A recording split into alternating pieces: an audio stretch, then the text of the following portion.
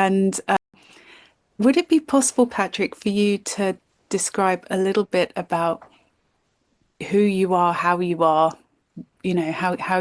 and your connection, I guess, with dowsing, as well as that broader topic we're going to explore today about the elemental kingdom and our connection with that? Yes, thank you. So my circumstance, I was born and raised in a school of spiritual healing and dowsing in rural Scotland in Fife that my parents had set up in 1959. And their practice was based on direct communication with spirit guides, with the angelic, as well as the elemental and nature spirit communities, with a focus on healing and bringing health and balance into systems where there was discord and disease. And their practice was primarily focused on people, but also they worked a lot with animals, and they worked a certain amount with places, which was the part of the work that got my interest most keenly focused, because we were mostly in the practice doing human health. I went and took a degree in medicine just so that I was better informed about all of the different aspects of health and contemporary health care, and did a couple of years of junior doctoring in National Health Service before moving more definitively into the work that I do now, which is the subtle energy work with landscape.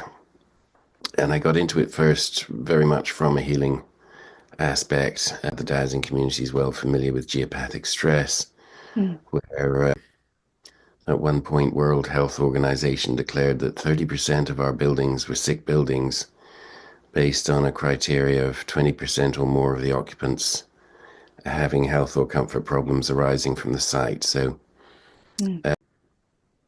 that aspect of environmental health didn't seem on radar for the conventionally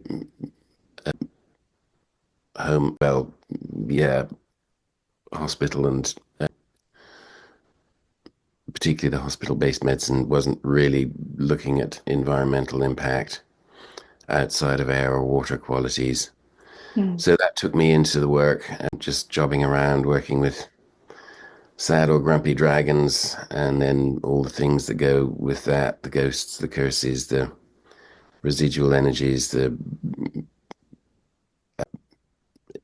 non-contemporary boundaries or identity that a place is carrying, and that gradually spread from domestic through commercial into the agricultural work that